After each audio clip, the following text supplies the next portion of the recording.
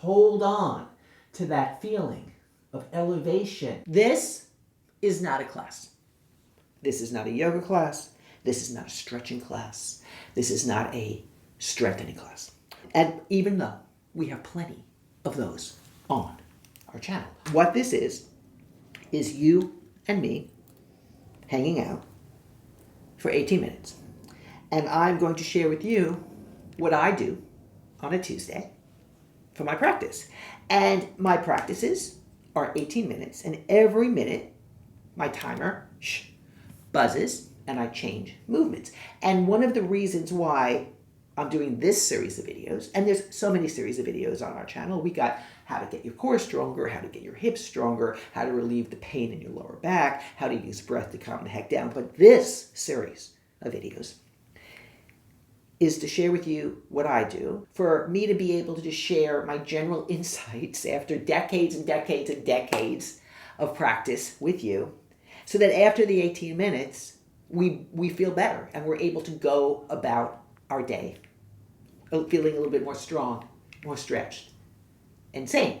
And if you feel like, whoa, I'd love to follow along, Winnie, but that, some of those movements are a little bit too much for me, right?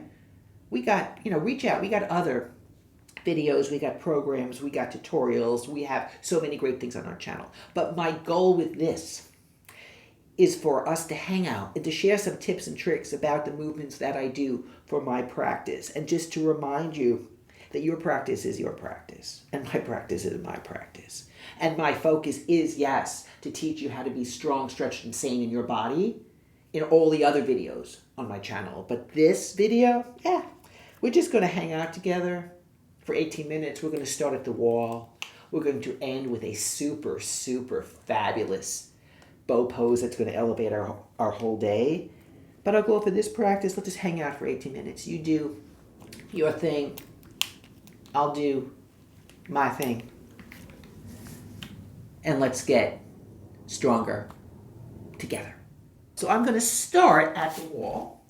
And all I'm going to do after I clip my timer on is press one hand down and shift away. And as I do that, I'm just going to look down. I'm going to find some space in the hip that's farthest away from the wall. I'm going to reach my arm. I'm going to start reaching over my head. Yeah.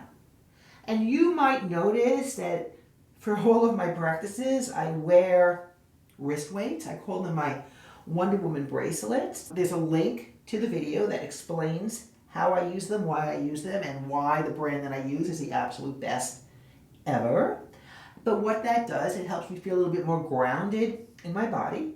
On a practical level, it's adding a load, right? Which is really good for bone density and joint health, right? But if I was feeling too cranky today, I might not wear them, but I do wear them most days, like 99.9% of the time. One more time, and a minute can be a long time, right? And then I'm going to switch sides. So I'm going to flip this over, and I'm going to shift away, excuse my bum, and I'm going to push my hip away, and I'm going to reach over. Now, if this was too much for me, I would move closer to the wall. If it was too much on my shoulder, right, I would just push away and I wouldn't reach up and over.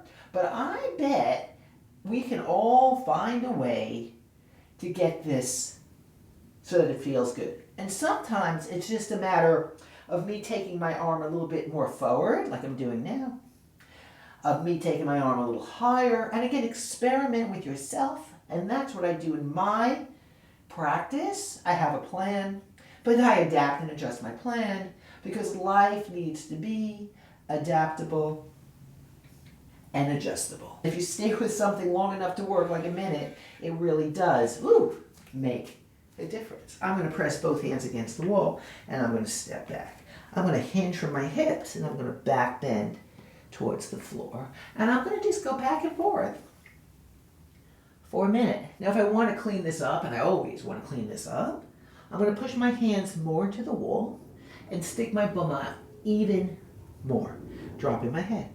And usually my thought process when I'm doing this movement is, ooh, there's a little pop. Ooh, there's a little pop. And then the pops go away and I start to feel a little bit better. But if for any reason it was popping every single time, I would change the movement. I'm going to do a few more times, really pulling my hips back. Let's get 2 more. And again, it's 1 minute, so no matter how long it takes, I'm going to hold this last one. I'm going to push my hands into the wall. I'm going to pull my hips back. I'm going to find a bit of a back bend, dropping my head. That was 1 minute. And then I'm just going to switch side to side. And I like to call this being sloppy or sloppy copy, as we say in my daughter's school. We're just kind of seeing where we are, seeing how it feels. And what I love about this is that a lot of these super small movements that we've seen or we've seen someone else do, or we might have done at one point, we might roll our eyes and say, well, what does that do? And you're right? If you do 1, what does that do? But a minute, a minute or something, it changes the game. And don't believe a word I say. Don't believe a word anyone says. Test it for yourself, right? See how that works out. And over the course of this minute, my arms are getting more warm. My hips are loosening up. I'm starting to get more in my body, being in my body, instead of worrying about my body. And there's a huge difference there. We have about maybe 3 more to make it a full minute. Ooh, I was off by 1. And then I'm coming down to the floor. So right into cats, cows. So I'm going to round and arch. Now I teach this all the time, and I have found that when people do this, it's such a common exercise, whether you're doing yoga, Pilates, physical therapy, back rehab, is that we kind of take it for granted and we don't really do it. So let's amplify this. How? Round your back, drop your head. We're going to push our hands into the mat and stretch the mat forward. We're going to super spread the shoulder blades. So what I've done is I turned on the lights instead of kind of just going through the motions of a very, very common exercise, but it's so useful and usable. We're going to spread the shoulder blades a little bit more, drop the head, push my hands into the mat, stretch the mat forward, really get a nice stretch of the feet, the toes are tucked under. Then we're going to warm up the shoulders. So I'm going to take one arm up and then take it down to the floor. And what I'm doing with this is I'm allowing my hips to move any way they want to move. And what's so super fabulous about, me sharing my personal practice is that you get to see that we actually stay with something, right? We stay with something long enough for it to work. And what I think happens a lot is that we look at exercises, right? We look at them on social media, or we look at them on a video, or we look at them in a picture, and we don't actually do them. And it's the kind of thing that you have to do and experience. And don't believe a word I say, right? Try this for yourself. So do 1, which is nice, right? Fun and dandy. And then do it for an entire minute, right? And see what a difference it makes, not only in your posture and your shoulders and your chest, but in your mindset for the rest of the day. That was 1 minute. We're doing the other side. So I'm taking this up, looking up, and I'm going to go through a couple of things I tell my students all the time when it comes to movements like this. So you absolutely could look up at the sky when you do this. So try that a couple times, right? But then notice, check this out, you can also look down. And you could still get the same chest opening effect without worrying or thinking about your neck. Because your chest and shoulders can open without you necessarily looking towards the sky. And then if you want to get fancy, you flex your hand a little bit more, right? Get a little bit more stretch in the chest. And again, allow your hips to do whatever they need to do, because you can't focus on everything all at once. That's a myth. Right? It's like you can't get your PhD while you're having a baby. You can't keep your house clean if you're trying to do a million other things. Give yourself a break and let's just focus on stretching the shoulders. That was 1 minute. We're going to tuck the toes under and then come up into a dog. So the way that I like to do a dog is I like to think of it as functional. So I'm going to bend my knees, pull my hips back, drop the head. And then I'm going to just shift hip to hip. So what I'm doing is I'm moving through the gnarliness, I'm moving through the tightness of my body, getting ready for some pretty advanced stuff coming up, but I also know that I can always come back to this if anything gets too gnarly, if anything feels too tight. And I've been in practices where I'm just doing down dog and upward facing dog and easy, gentle twists for the entire 18 minutes. And the key that I want you guys to get with these practices is just give yourself 18 minutes, right? And you'll find, and hang out with me for 18 minutes. And you'll find over time that you start to explore more advanced or deeper or more introspective variations of the stretches that you're already doing. Okay, we're going to come down. We're going to take the yoga blocks. I'm going to have the yoga blocks the highest level, and I'm going to take my right foot forward. I'm going back and forth. And with this one, I'm just kind of feeling through the tightness in my body. And if I needed to hold it a little bit, I would hold it a little bit. And I'm allowing my knee to drift out to the side. And some mornings, I'll feel this in the front leg, right, in the glute. But most mornings, I feel this in the back hip. And that's a good thing. And what I'm doing on a practical level is I'm moving my body. I'm moving my body through the stiffness. I'm waking up my joints so that my body does not get used to staying in one place, all right, which is what happens a lot as we get older. Let's get a few more times. And again, we're just kind of grooving back and forth, seeing what happens when we stay with something long enough for it to work. And if you're doing this practice with me, you'll notice you want to stop. And you might need to stop, and that's all right. We got the other side. Left foot forward. But sometimes we want to stop because we haven't been there before. Sometimes we want to stop an exercise, not because it's too hard or we're not sure what to do, but because we haven't had that experience before and we're nervous. And what I think would be most useful for us is we got used to the idea of things being unfamiliar for us, of things being not so perfect, right? Of maybe not knowing exactly what was going to happen, of dancing with the unknown. And as we get older, become like grown-ups, we start to like avoid new experiences, especially when it comes to our body, right? Give it a try. Hang out with me for these 18 minutes and see what happens, whether you're taking something easy or harder, when we stick with something long enough for it to work. I'm going to lower the yoga blocks down to the next level. The left foot is forward. My right hand's on a yoga block, my left hand's on my shoulder. I'm going to rotate down to one yoga block, and then I'm going to come up. Love these. These were pretty difficult for me after my hip replacement, so I started slowly, right? But I also knew that this was the kind of mobility and strength that I needed. So what I did is that instead of taking it to this level of yoga block, I took it to a higher level of yoga block. And I didn't do a minute, I did 4. And the next time I did it, I did 8. And then I slowly started to add more movement, right? More awareness, more organized practice in. So just hang out with me, do what you can. And know that we need to stay with something, and I keep saying that because it's so true, long enough for it to work. That was 1 minute. Let's get the other side.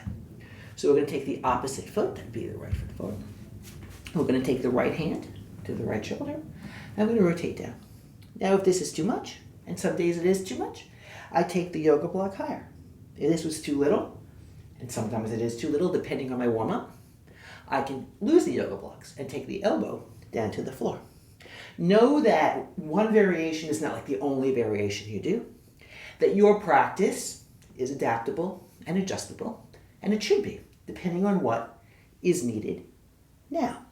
See if you can really get a little bit longer, so you're reaching your elbow maybe to the front of that yoga block. Ah, I love these.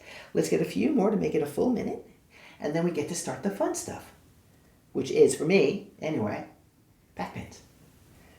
And then, let's get one more time. That was 1 minute. Then we come down to the floor. So we're going to do one of my favorite movements, which I like to call, or what I call, platform bridge, which means I'm putting my feet on these yoga blocks, and then I'm lying down, and my feet are on these platform shoes. And what this does, it gives me a little bit more of a launch pad and a little bit more room for my bridge. I'm going to roll my shoulders back, and I'm going to come up, right? And again, we're here for about a minute. I'm going to round my back. I'm going to fortify my bridge. I'm going to pause here. I'm going to get used to pushing my inner heels into the floor. I'm going to come up a little bit higher. Pausing here.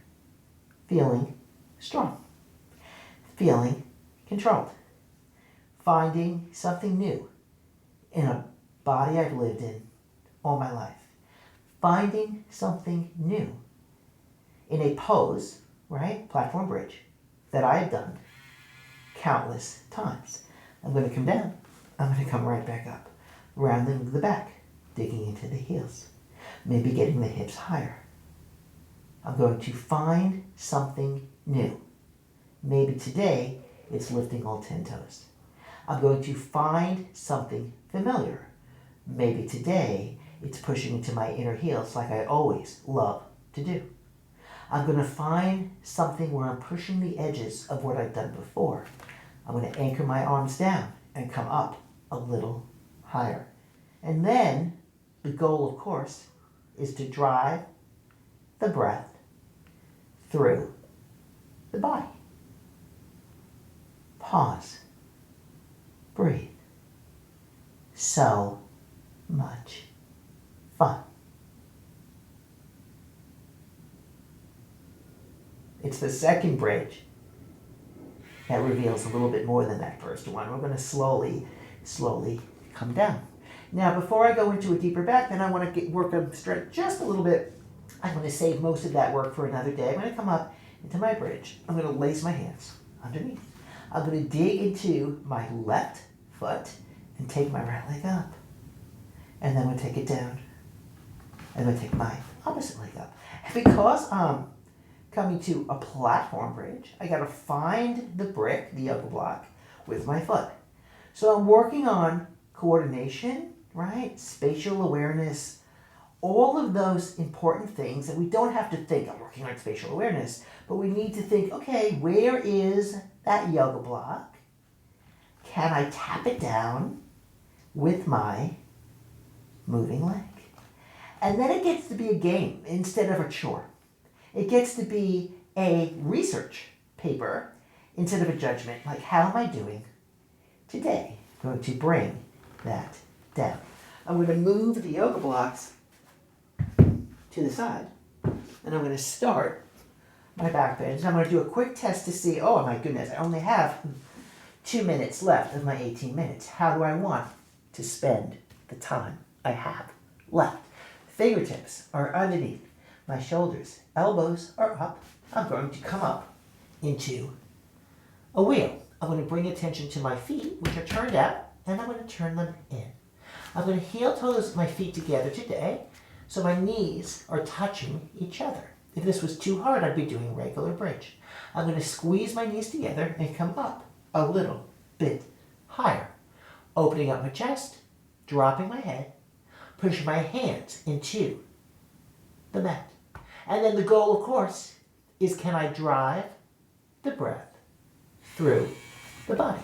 I'm going to come down, and we have more back bend today. I'm going to bring everything over. Hands are going to be on the floor, and I'm going to go into a deep cobra, pushing my hands into the mat. Now, if this was too much, I bend my elbows, right? Or I take my arms forward. I'm going to lift my chest, and then the goal, not always, but the goal today is can I drive my breath through the body? And whatever pose or stretch or movement you're in, why don't we just slow down, because we've been moving for 18 minutes nonstop, and drive the breath through the body. Roll the shoulders back, lift the chest. 18 minutes brings you from where you were to what you can be. We're going to take that back. I'm going to go into a deep bow pose, and that's what we're going to end our practice with. We're going to take our hands to our shins. We're going to kick back. We're going to use those open shoulders to open up the chest. We're going to use the warmed up hips to kick the legs back. We're going to drive the breath through the body. We're going to hold on to that feeling of elevation, driving the breath through the body. And that was 18 minutes. And what we're trying to do for these 18 minutes is to be in our body versus always thinking about our body. Thank you for letting me share my practice with you. The goal of these practices is for us to spend 18 minutes together. You do your thing, I'll do my thing, and our day is better for that.